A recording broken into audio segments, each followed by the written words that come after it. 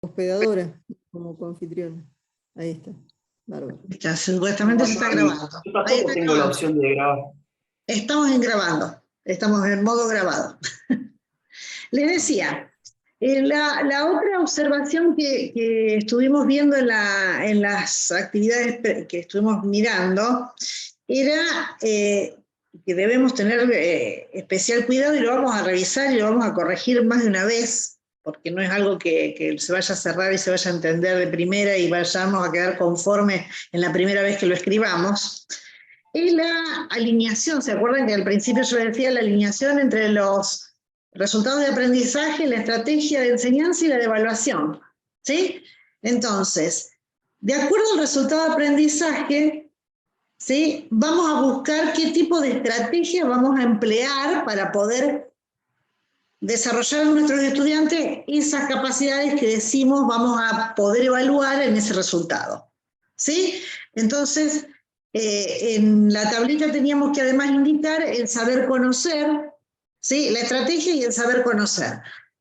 Con esos dos, sí, perdón, Lucía me está escribiendo que ya se engancha, ya vuelve. Les decía, lo que nosotros tenemos que buscar es la forma de decir, queremos desarrollar la genérica 1, ¿sí?, que es resolver problemas de ingeniería. Entonces, si queremos que el alumno aprenda a resolver, ¿qué vamos a tener que trabajar? Actividades que sean tendientes a que identifique variables, que manipule expresiones abstractas, que pueda llegar a interpretar esquemáticamente, llegar a esquematizar al problema, ¿sí?, que lo pueda llegar a describir desde varios registros de representación diferentes. ¿Sí? Entonces trabajaremos este tipo de estrategia. Si por otra parte estamos en una tecnología aplicada y ya vamos a una tecnología básica, puede ser también, a lo mejor partiendo de un estudio de casos puede ser lo más adecuado para desarrollar esa capacidad. ¿Se entiende lo que estoy diciendo? Sí. Y desde luego esa estrategia... Sí.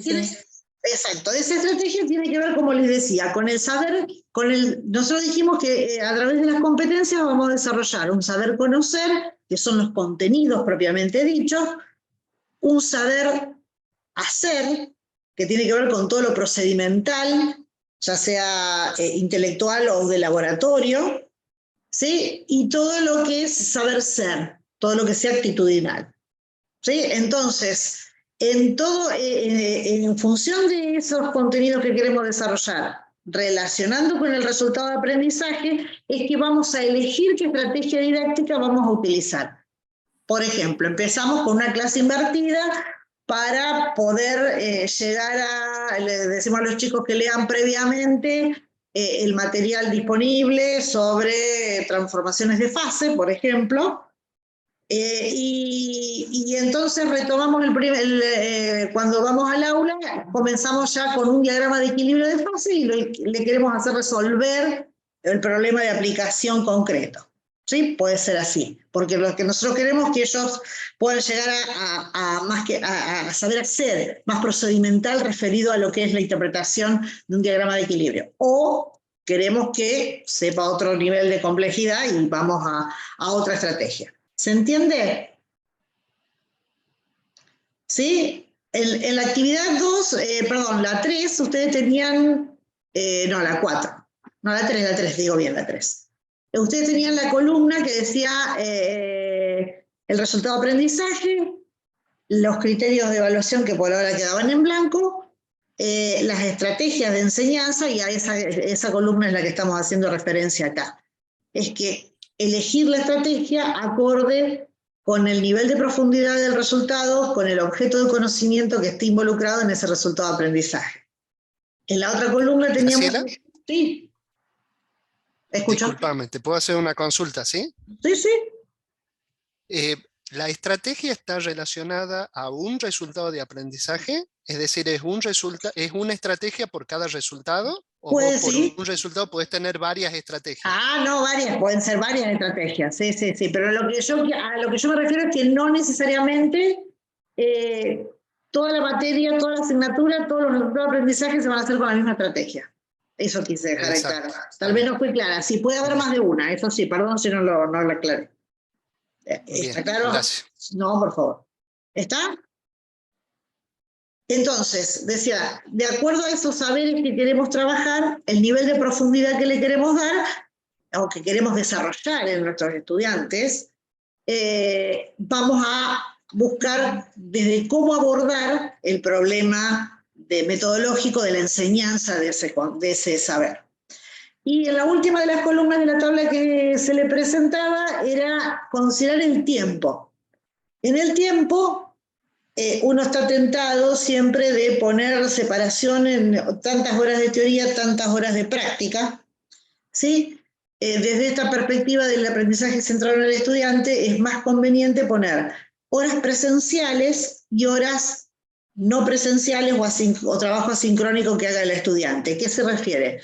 Presencial, todo lo que hagamos ya sea con encuentros sincrónicos virtuales o con encuentros presenciales en la facultad, que necesita ese resultado de aprendizaje, que no es una clase sola, que pueden ser varias clases, que puede ser una unidad o puede ser un tema retomado en 2 o 3 unidades, ¿sí? Cantidad total de horas de desarrollo de trabajo presencial que necesita para poder empezar a desarrollar esas capacidades. Y el otro ítem que sí debe contemplarse siempre es el tiempo que el estudiante debe dedicarle, ya sea por trabajos autodirigidos que les demos nosotros, o porque el tiempo que necesita para estudiar y apropiarse de esos saberes, ¿sí? Fuera del aula. Entonces ese tiempo no presencial o asincrónico o autodirigido, ¿sí? O autónomo, como le quieran llamar.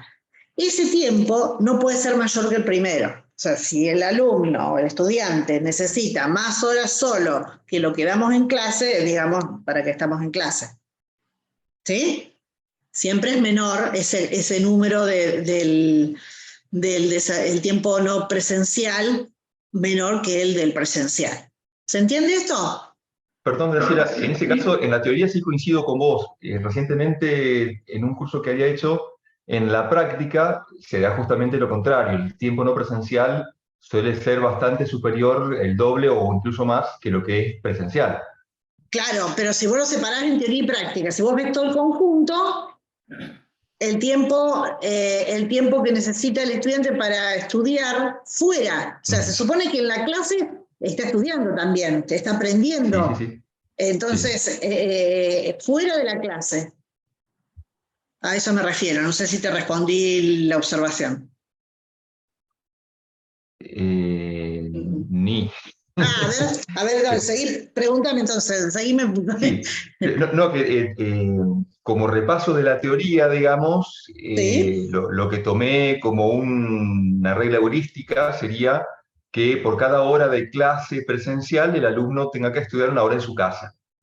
Y por cada hora de práctica en presencial, el alumno tendría que dedicar 2 horas de práctica en su casa, así como reglas rápidas. Está bien, muy rápido. De todas maneras, no, la suma total, cuando hagas no te puede quedar que tenga que estudiar 4 horas y fuera y 2 horas a lo mejor un contenido puntual sí.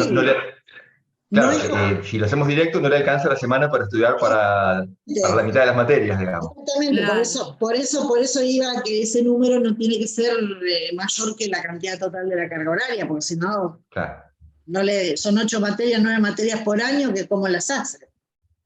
Y les lleva 2 años cada año. Y así que se nos reciben tan tarde. Eso es lo que estamos tratando de que el tiempo de graduación, entre otras cuestiones, lo que apunta de alguna manera también esta nueva metodología es que el tiempo de graduación sea más corto. Claro. ¿Está? Gracias. ¿Viste, Lucía? Gracias, Graciela. Gracias, Graciela. Escuchame una cosita. Si querés... Dejo de compartir. Claro.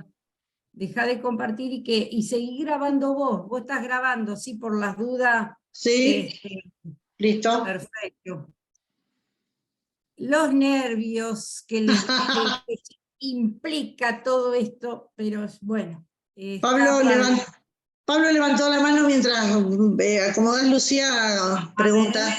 Dale. Sí, me quedé pensando en el planteo de Ezequiel y realmente nosotros en el diseño curricular no sería conveniente estipular un tiempo superior a la cantidad de horas que define la materia, porque No. en principio, No, nunca. por eso, o sea, el Nunca. tiempo, con lo cual, si bien es cierto que usualmente no, así, o sea, digamos, yendo a lo ideal sería que el alumno, dentro de no sé, de la carga horaria de la materia, asimile la asignatura y las actividades que realice fuera de ese horario sean 0.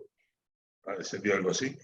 Y sea lo menos posible, o sea, el tiempo sea razonablemente poco y que la mayor parte del trabajo sea presencial o sincrónico. No necesariamente presencial, puede ser sincrónico también. Claro, por eso, o sea, yendo a un caso hipotético ideal, Sí. lo lógico es que el alumno... Que se aprenda en el aula. Que se aprenda en el aula, ¿no es cierto? Exacto. Claro. Lo que pasa es que, por ejemplo, que ahora nosotros siempre a esta cuestión la estamos pensando siempre desde la presencialidad tradicional que siempre, pero hay otras nuevas presencialidades, como se viene hablando, de nuevos escenarios en donde nosotros vamos a ir replanteando, siempre ajustándonos. Hay un documento que ahora me he acordado que también que habla mucho de esta cuestión de cómo se llama orientaciones para organizar los tiempos en carreras presenciales, ¿sí? Y habla, no es exactamente el título, pero más o menos en donde habla de que se viene a lo mejor la cuestión de los escenarios híbridos. Entonces hay distintos tipos de escenarios híbridos donde siempre tenemos que tener en cuenta que esas horas de trabajo asincrónico o de trabajo autónomo no sea superior a un 30% de la carga total, ¿sí? De la carga total de horas de estas carreras que son presenciales. Entonces van a seguir siendo presenciales, o sea que se van a tratar de ir. Yo fui a un congreso en Resistencia en septiembre, y estaban hablando de diversos puntos, y uno era esta cuestión de la modalidad de enseñanza, y se hablaba de estos escenarios de hibridación, ¿sí? Que hay documentos de CONEAU que los define, hay 3 tipos de distintos escenarios. Entonces, mientras que no sea, no en estas horas, por eso nosotros con Graciela hablábamos de horas presenciales y no presenciales, sincrónicas o asincrónicas. Entonces, para que se ajuste a lo que está prescripto, a lo que está por la carga horaria que está definida para cada asignatura, y no superar esa carga horaria, si queremos hacer este tipo de trabajo autónomo o asincrónico, esas horas tenemos que analizarlas muy bien, y no tienen que ser a lo mejor superar este 30%. ¿Está? Nada, y Horacio, solamente yo... sí, Horacio levantó la mano.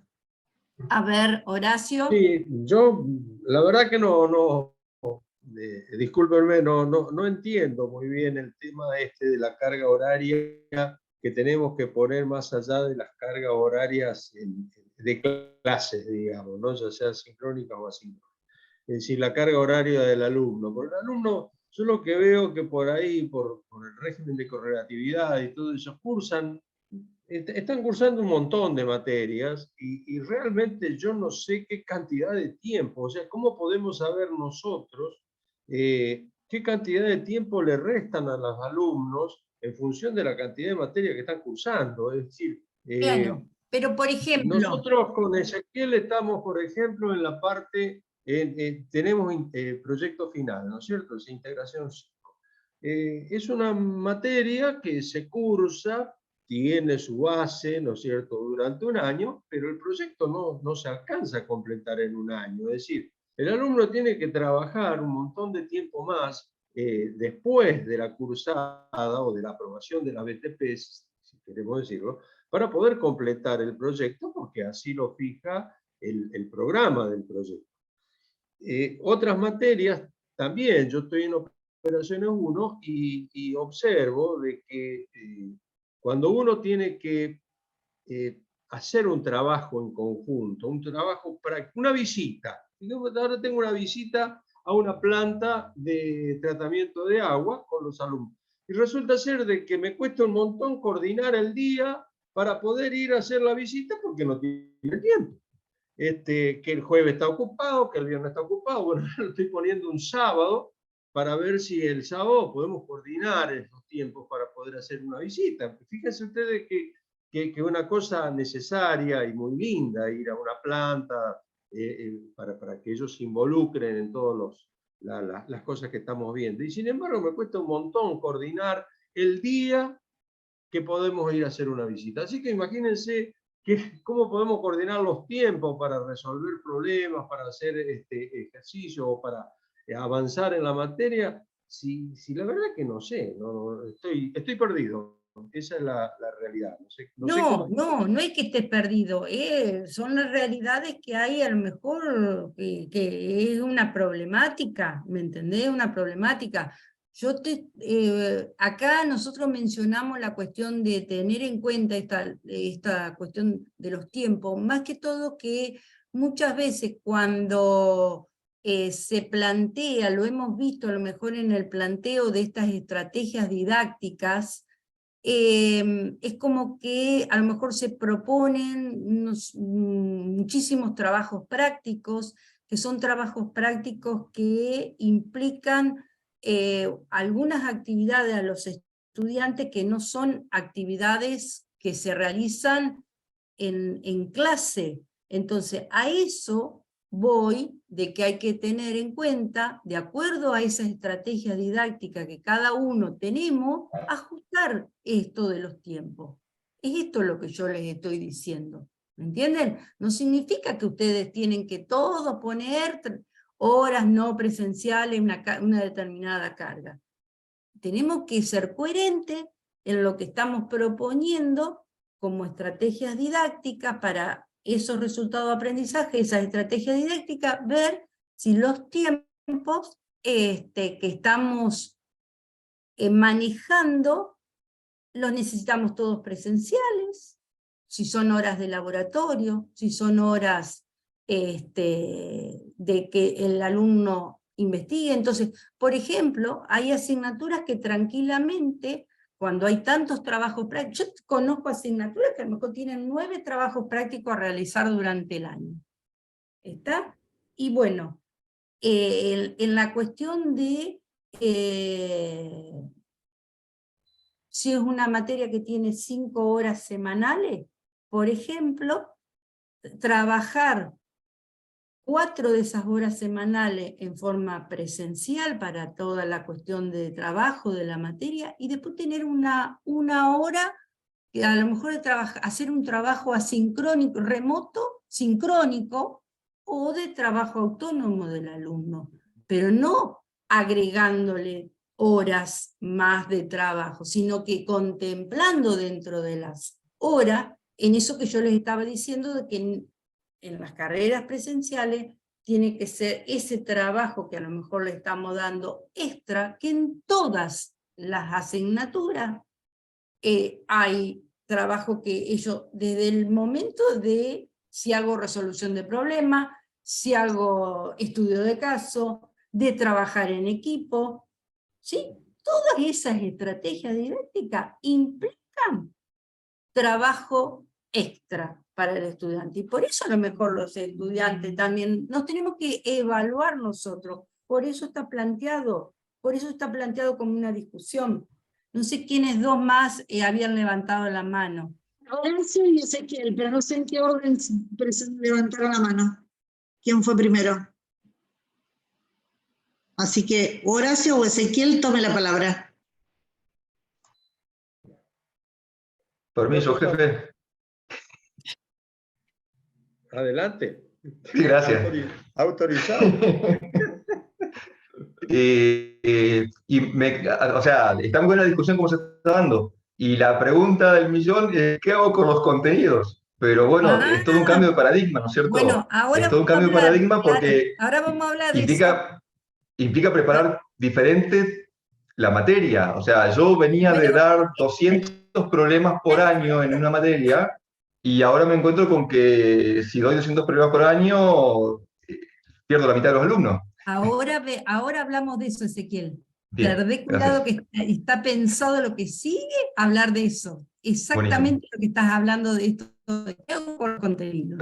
Gracias. Claro, perdón que me meta de nuevo, pero yo sigo cabezón el viejo, discúlpenme, pero no me sigue, o sea, no me cierra con el tema con el objetivo final de todo esto, que es reducir digamos, el tiempo para que los alumnos se reciban. Es decir, estamos viendo contenidos, la ejecución de los contenidos, la resolución de los contenidos, pero también queremos reducir el tiempo para que se reciban más rápido. Entonces, ahí hay como una cosa que no me alcanza a cerrar. Porque Nadie ha hablado de reducir el tiempo. No alcanzan los tiempos. La verdad es que el tiempo del día tiene 24 horas Claro.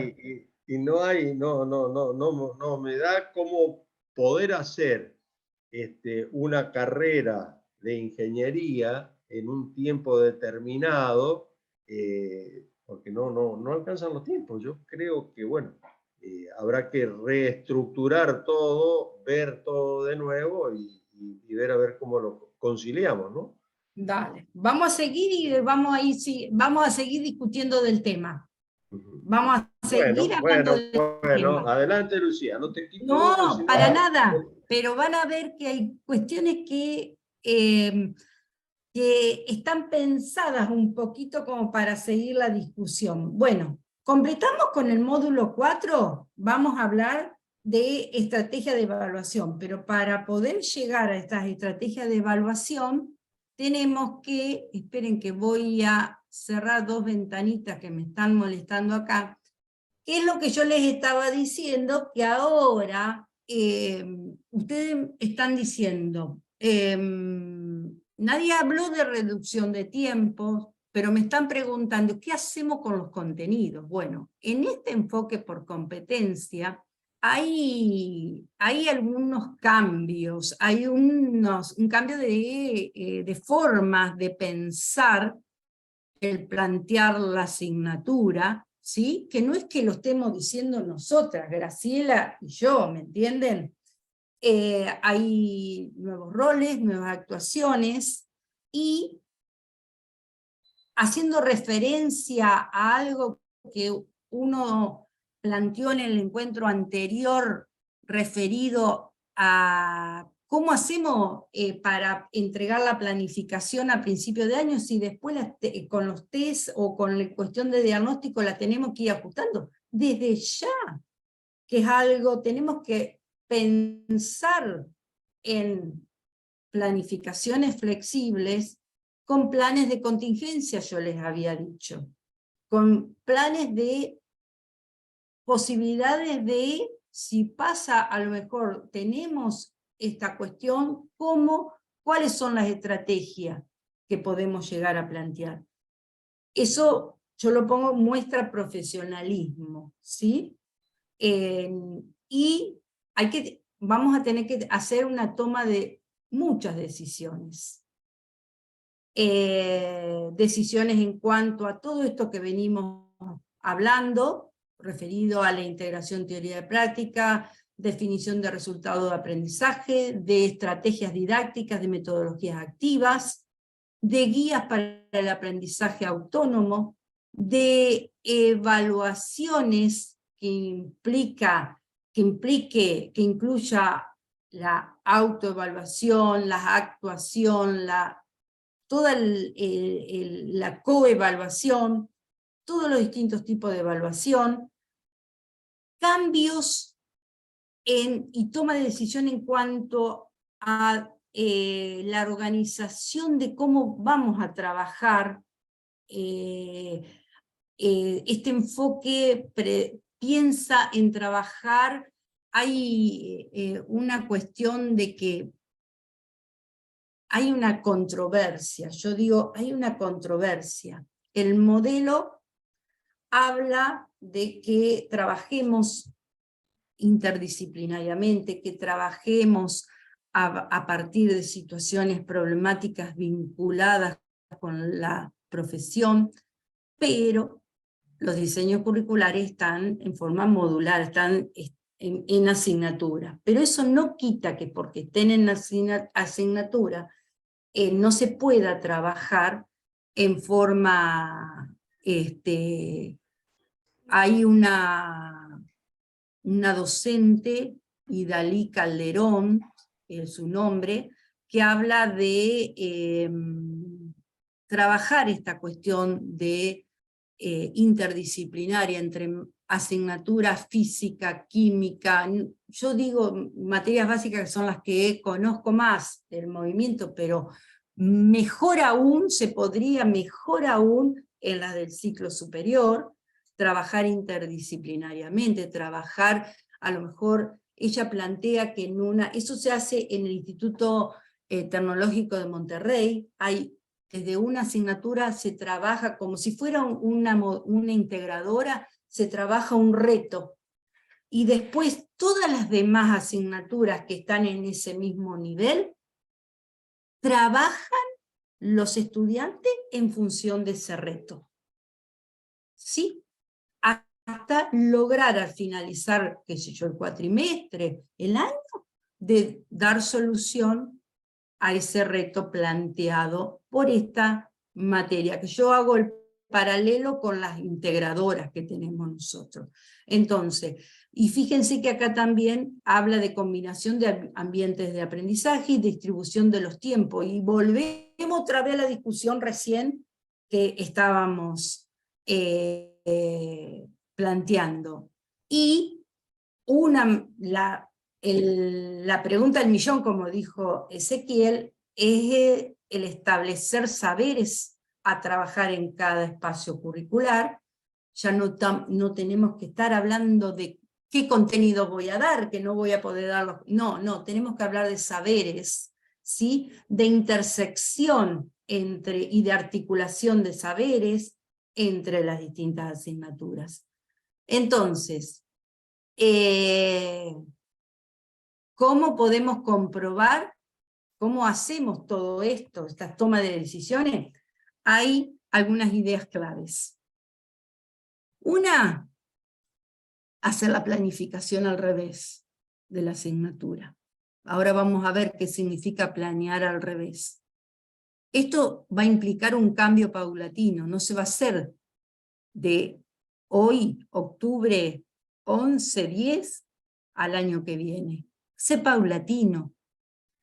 Y de trabajar esta cuestión de que la evaluación es una evaluación continua, y no solamente esa evaluación esté sobre los contenidos, sino sobre conocimientos, habilidad, destreza y comportamiento. Y ahora vamos a ir viendo algunos de estos instrumentos, pero ahora no me interesan por ahora mencionarlos. ¿Qué es lo que, bueno, estas son las cuestiones que vamos a analizar? ¿Qué significa planear al revés en un enfoque por competencias? Yo acá les estoy diciendo, le voy a plantear en un enfoque por competencias, cómo se debería hacer, plantear la planificación y esta cuestión problemática de los contenidos. A ver en qué momento van a surgir, a ver cuáles son los contenidos que vamos a trabajar dentro de esos contenidos mínimos que nos están diciendo los diseños curriculares, nosotros teniendo en cuenta esos contenidos mínimos, vamos a ver cómo empezamos a planear, a planificar. Primero es esta cuestión de tenemos que fijarnos qué tipo de problemas vamos a ir planteando en cada una de las asignaturas y al desarrollo de qué competencia. Por eso nosotros, y en qué nivel de desarrollo vamos a trabajar. Entonces, por eso lo primero que hay que tener bien claro es la matriz de tributación. Lo primero. Después, trabajar de acuerdo a la asignatura, el contexto donde se van a trabajar esas problemáticas, ¿sí? Que en la mayoría de los casos casi siempre tienen que estar vinculados a la ingeniería, pero hay otras asignaturas.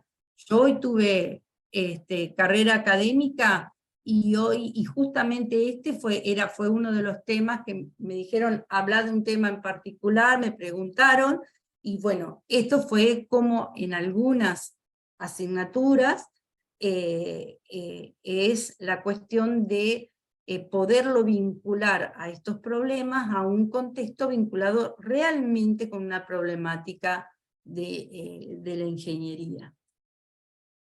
Establecer los resultados de aprendizaje a partir de la meta, ustedes lo están haciendo, son todas las partes principales, previas a la definición de esto que me están preguntando.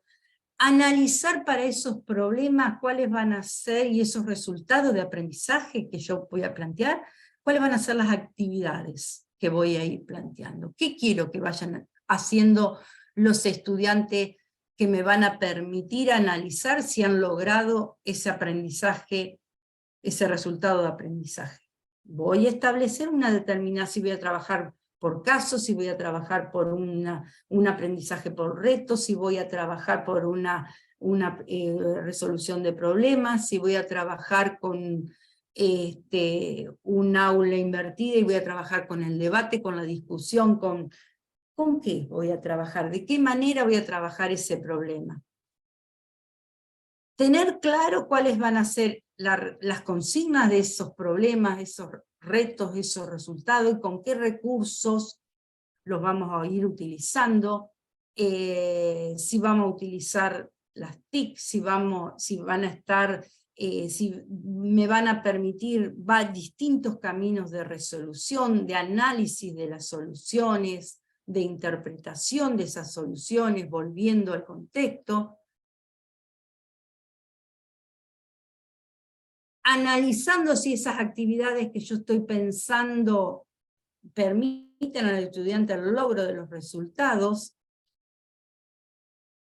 Pensar en esta cuestión de los tiempos, porque también tenemos que pensarlo en qué tipo de actividades le vamos a proponer, y recién ahí que tenemos claro si vamos a ir a hacer una visita, si las actividades para solucionar un reto o un problema me implica distintos tipos de actividades, ahí voy a ir viendo de acuerdo a ese problema cuáles van a ser todos los saberes, que dentro de esos saberes están involucrados los contenidos.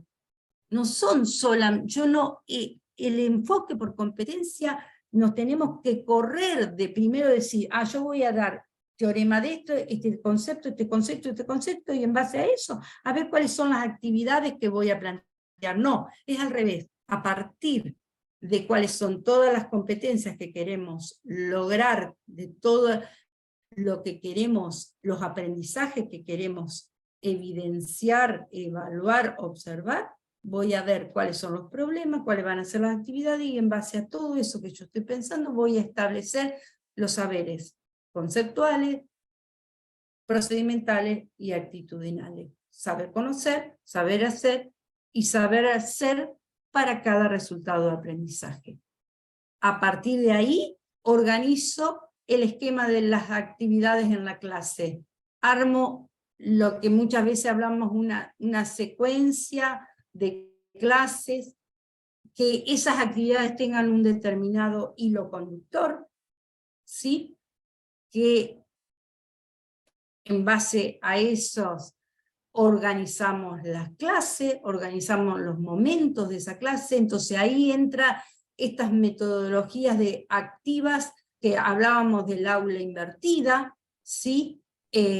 Pensando en esas actividades que les habíamos pensado que hicieran los estudiantes. Entonces, ¿cómo las vamos a pensar? ¿En qué momento van a ir haciendo? Si las van haciendo pre la clase, las van a traer para trabajarla en forma presencial, con qué recursos van a trabajar. Recién ahí voy a empezar a ver cómo voy a ir evaluando, cuáles van a ser los criterios que voy a escribir, voy a formular para evaluar esos resultados de aprendizaje y analizar esas evidencias, que eso es lo que vamos a hablar ahora. Ven acá, y vamos a construir los diversos instrumentos de evaluación. Tenemos que, hablando de una planificación flexible, en todo momento tenemos que estar haciendo una autoevaluación de la tarea realizada, en todo momento, no a fin de año, sino en todo momento, armando encuestas a los estudiantes, o preguntándole, creo que como dijo Graciela el otro día, armando a lo mejor alguna actividad de preguntarles sobre lo que aprendieron en cada una de las clases. Eso nos permite volver a sobre lo que hemos planeado, ¿sí? Y iniciar otra vez el proceso. Entonces, a eso voy. No sé, Ezequiel, eso es lo que quería yo, que vos fíjate que vos no es pensar primero en los contenidos y después ver cuáles son las actividades que yo voy a trabajar, y a partir de las competencias que yo quiero lograr, voy a ir viendo cuáles son los resultados de aprendizaje, esos resultados. Por eso hicimos el orden en las actividades. Fíjense que ustedes empezaron con la matriz, después siguieron con los resultados de aprendizaje, después de los resultados de aprendizaje estuvieron pensando en la mediación pedagógica, y vinculado a esa mediación pedagógica tenían que analizar, establecer cuáles eran los saberes involucrados en esa mediación pedagógica. Y recién ahora, después de analizar toda esta cuestión, vamos a definir cómo vamos a evaluar esas evidencias de los estudiantes a partir de los resultados de aprendizaje que hemos establecido. ¿Está? No sé si alguien quiere comentar algo, si no sigo, y después hacemos un debate más adelante. Yo no veo si me levantan la mano, no he alcanzado a ver, si no sigo. Está Horacio con la mano levantada hace un rato, pero no sé si la tiene de antes o la volvió a levantar. Ah, bueno, pues yo no Horacio. alcanzo a ver acá. No, está de antes, Ah. estoy escuchando atentamente. Listo, Gracias, listo. Lucía. Bárbaro, sigamos. Gracias, Lucía. Se me va aclarando el panorama. Se me va aclarando. Se me va aclarando. Es bueno, está bueno. Si no seguimos tratando de darles pistas. Otra idea clave de que se había mencionaba en esta, además de hacer esta planificación, planear al revés, habla de qué debemos, que es muy vinculado al módulo 4, qué se debe considerar para seleccionar las técnicas e instrumentos de evaluación en este enfoque por competencia. Siempre agrego en el enfoque por competencia porque acá es este cambio que a lo mejor nos cuesta transitar. Por eso hablo acá, digo, el desafío es transitar desde una cuestión de medición de cumplimiento a la evaluación considerada como una medición del cumplimiento de determinadas actividades, de determinadas instancias, a una evaluación de proceso formativo. Por eso se habla de evaluación formativa, evaluación continua, y esto que acá dice que fíjense que en una de las flechas horizontal y en otra hacia arriba, subiendo, en una se habla del error se sanciona, en el otro el error se valora. Esto tiene que ver mucho también con la construcción de los instrumentos que utilizo, de un determinado tipo de instrumento que utilizo para evaluar estos resultados de aprendizaje, estos logros de los estudiantes. Ahí, Graciela, ¿vos me podés leer esta frase que está ahí al final, que es la de Confedi? Porque a mí me la tapa toda la barra y no la puedo leer.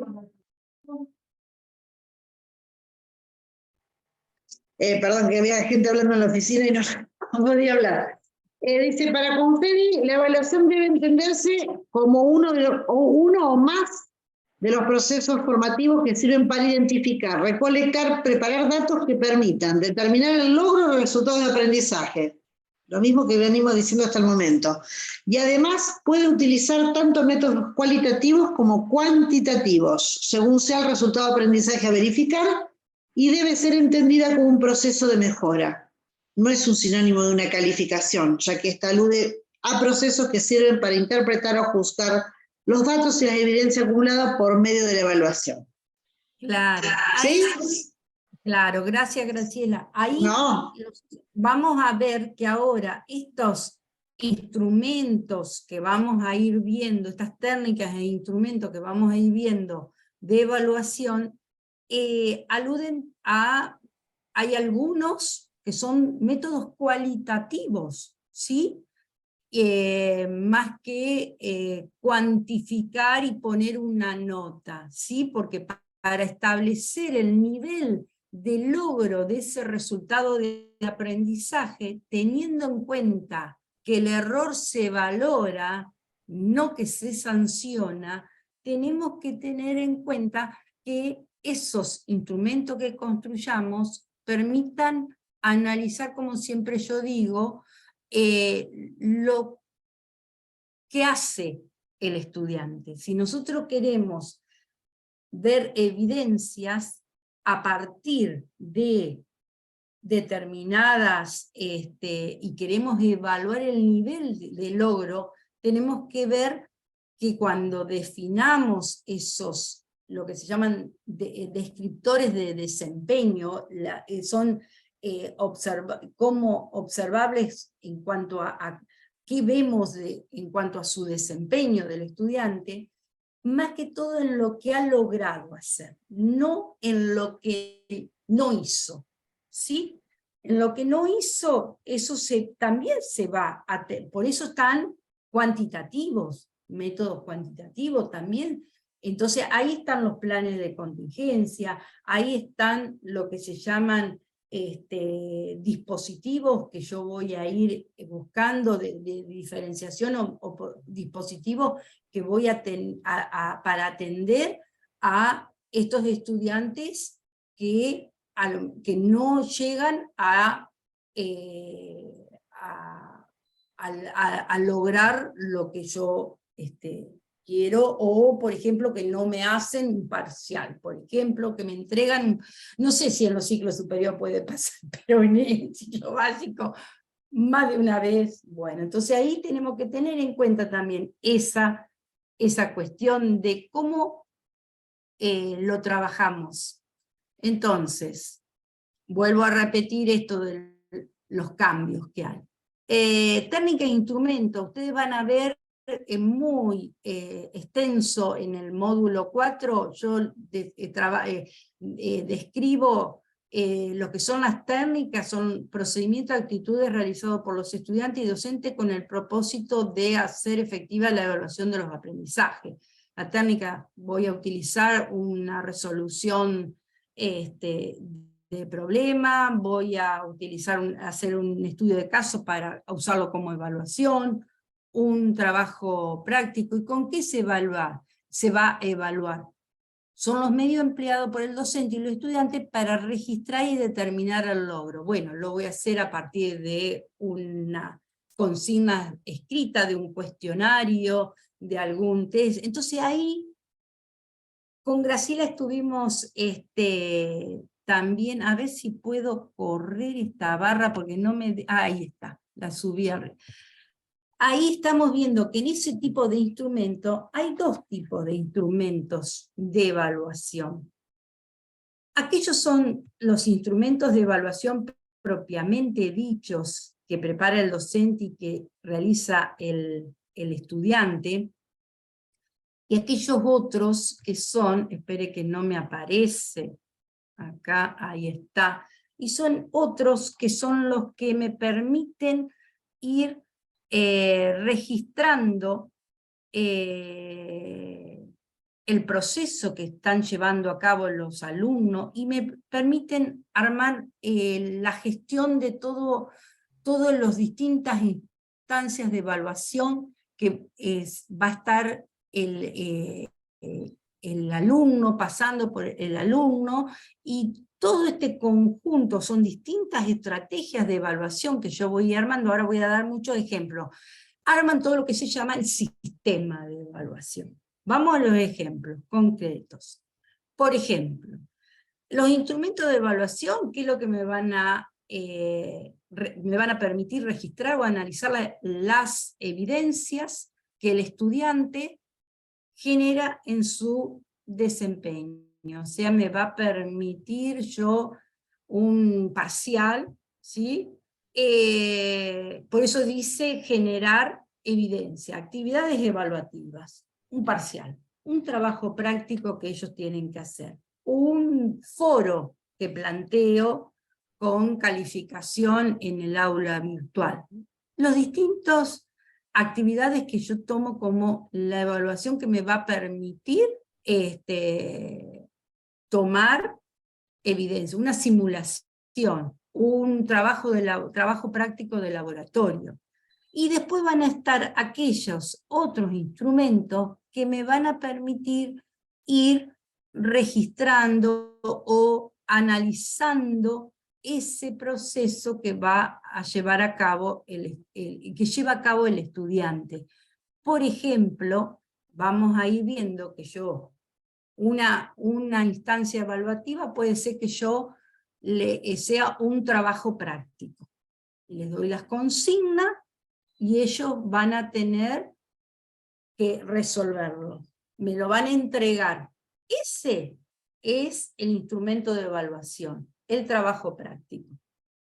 Ahora bien, ellos a la par tienen otro instrumento que yo les agrego en el aula virtual, que es el cómo yo voy a ir evaluando en forma cualitativa y cuantitativa los logros de lo que yo esperaba que ellos fueran haciendo en que son, esos instrumentos son las rúbricas, por ejemplo.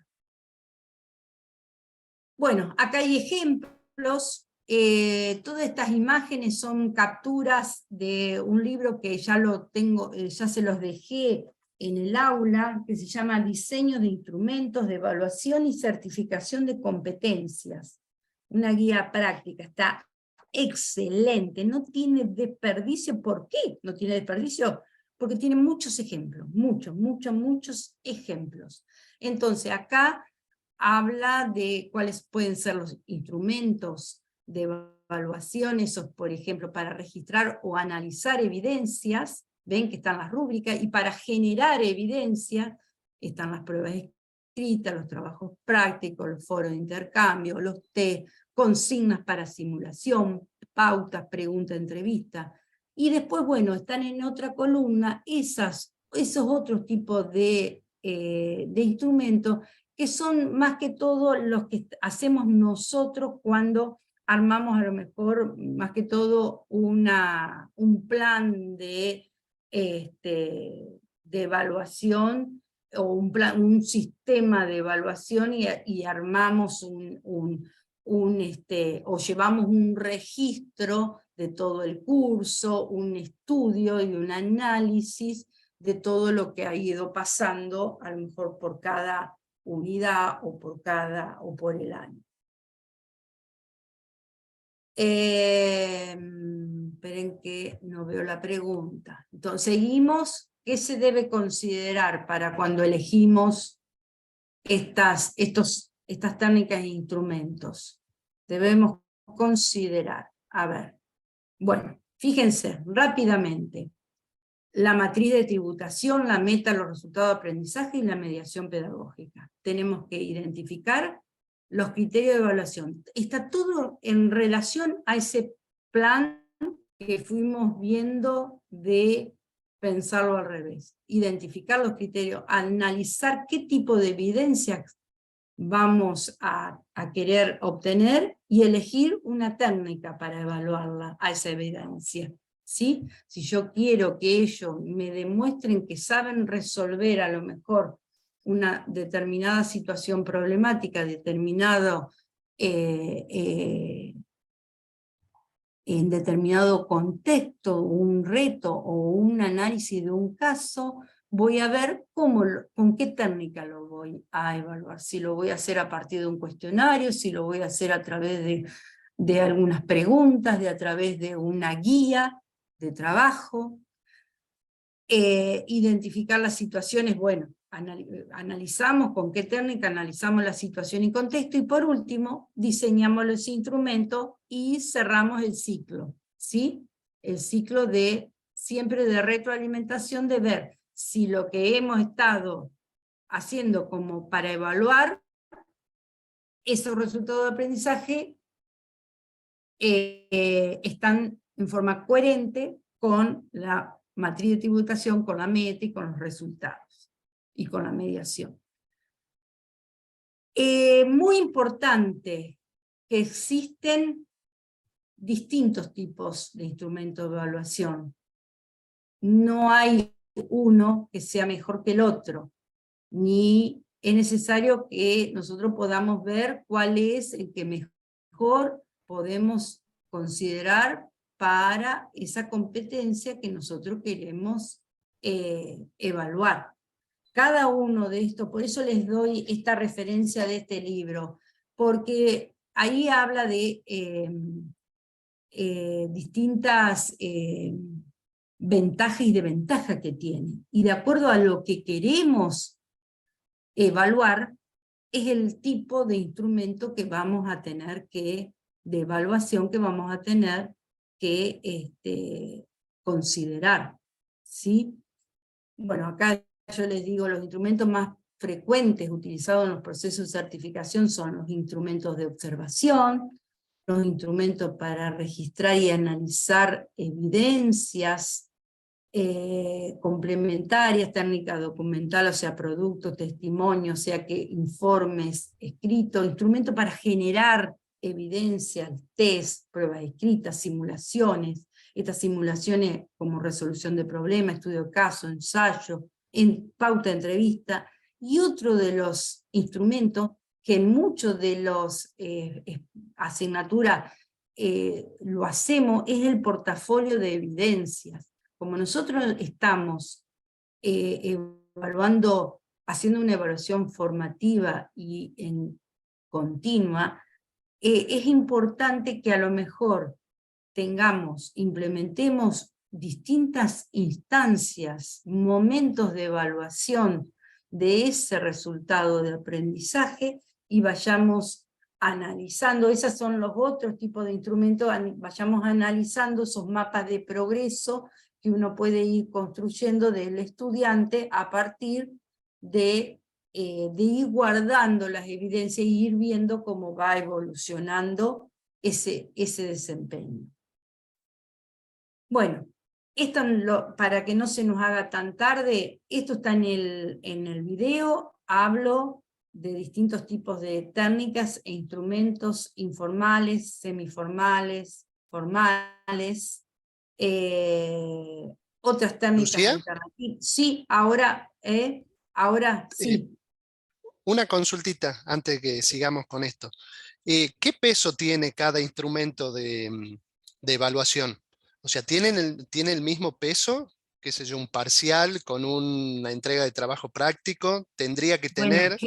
Bueno, qué buena pregunta. Qué buena pregunta. Yo te hablo, no hay nada escrito, no hay nada. Yo, por ejemplo, te hablo de la experiencia. No hay Inclusive no hay que trabajar, hoy dije, para evaluar un resultado de aprendizaje no hay que hacerlo a través de una única instancia de evaluación. Estamos hablando de un proceso, entonces tenemos que hablar de varios instrumentos de evaluación y ir analizando. ¿Qué peso le damos a cada uno?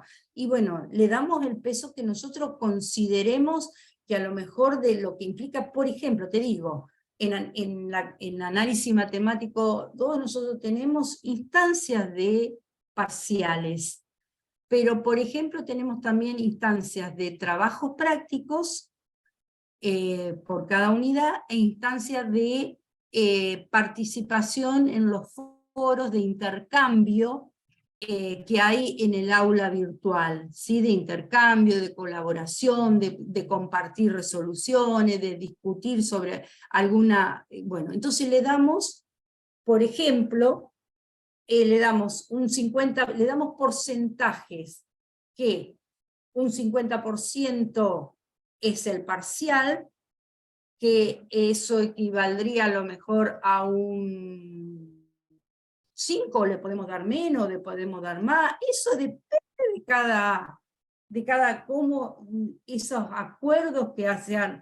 Después los trabajos prácticos, que cada uno sea un 10%, un 15% que asume, el foro de discusión sea un 10, un 5%, y que entre todo el conjunto haga al logro básico que se pretende de ese resultado de aprendizaje. A esa nota final, la nota nosotros estamos evaluando con 6, entonces de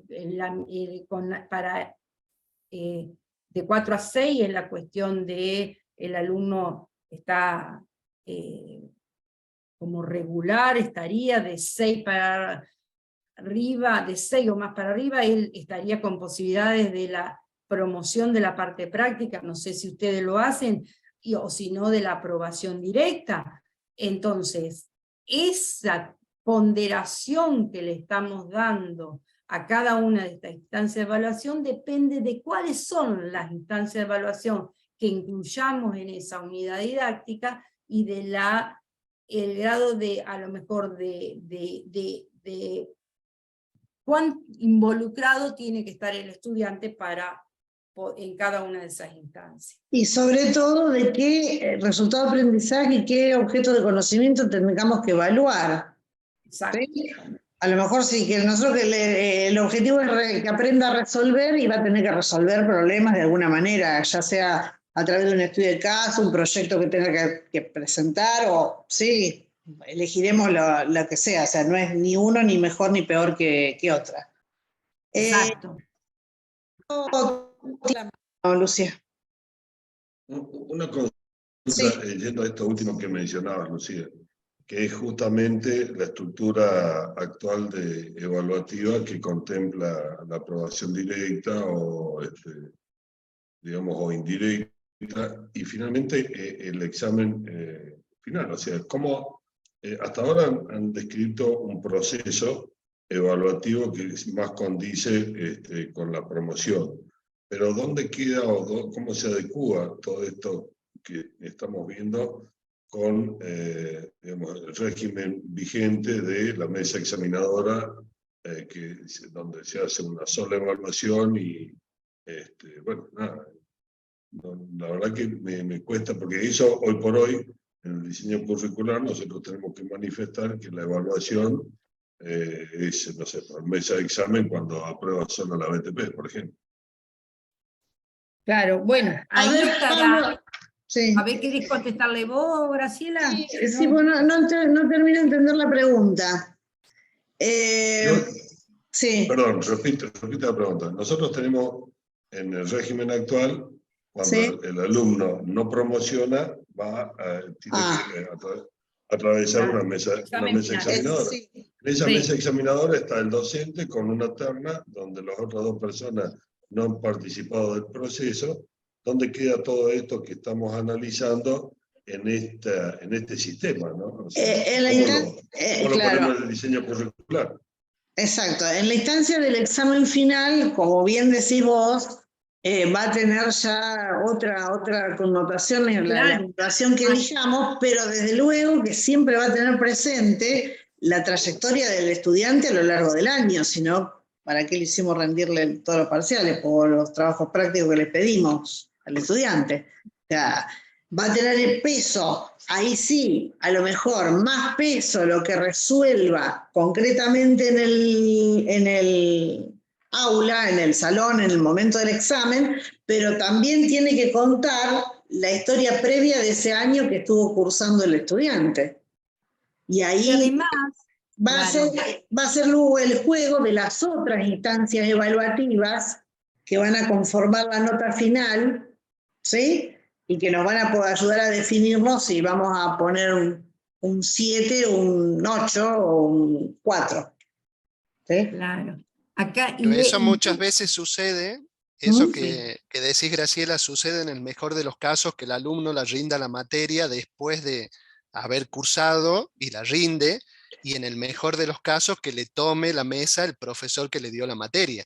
Pero en claro, universidades verdad, grandes, en claro, facultades es grandes, a veces verdad, vas a la mesa. sí, es verdad, tenés razón. es Sí. verdad.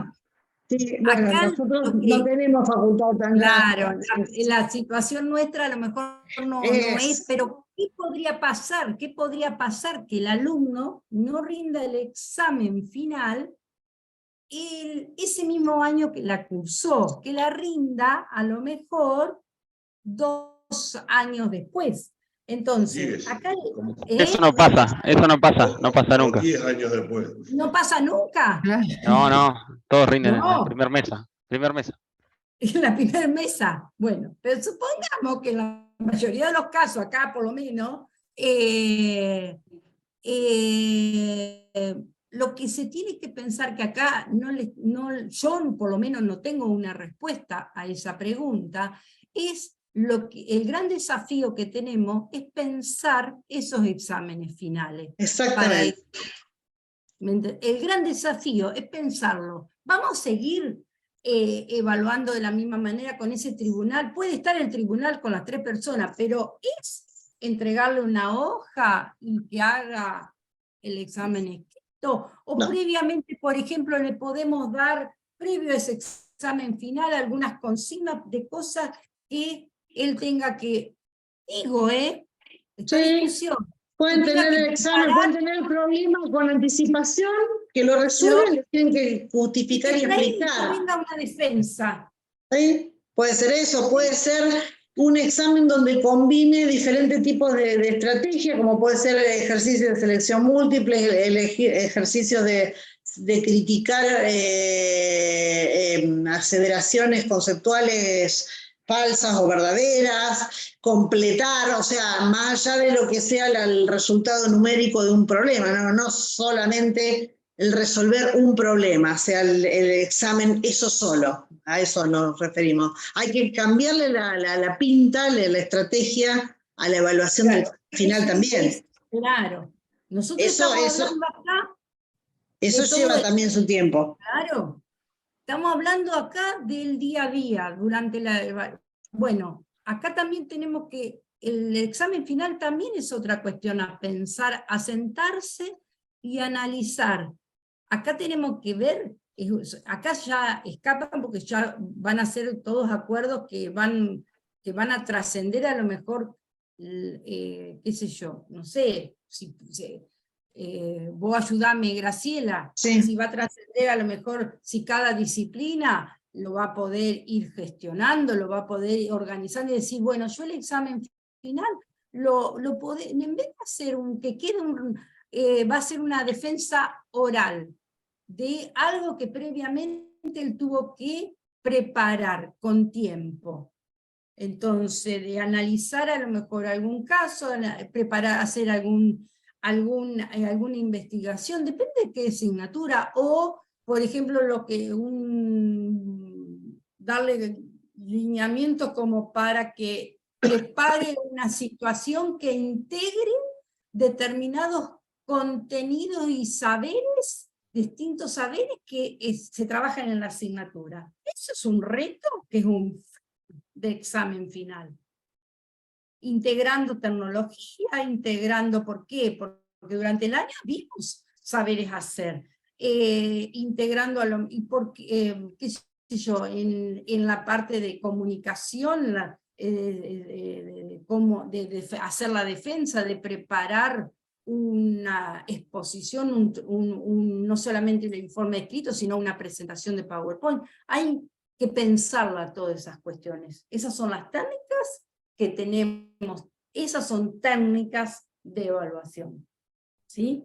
El instrumento después, bueno, vamos a tener durante nosotros ese examen, vamos a tener un instrumento de cómo vamos a ir valorando, habiéndole dado bien concreto cuáles iban a ser los criterios de evaluación. ¿En qué examen final los alumnos saben cuáles van a ser los criterios de evaluación con que se lo va a evaluar?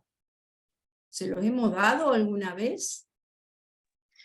Eso hay que aclararlo de entrada, tanto durante la cursada como cuando vienen a consulta previa a un examen. Exactamente. Eso tiene que estar aclarado. Eso tiene que estar. Lucía, la pregunta mía viene, porque en realidad estoy pensando mientras les escuchaba, si cuando uno habla del proceso por competencias, ¿qué sería la boleta de trabajo práctico? Porque nosotros apuntamos a que el alumno adquiera una competencia. Ahora, sí. ¿qué sería un examen final? ¿Que más o menos adquirió la competencia? Claro, exacto. Eso sería corroborar que las competencias involucradas en la materia alcanzó. Exactamente. De acuerdo a esa meta que vos te habías propuesto, a ver qué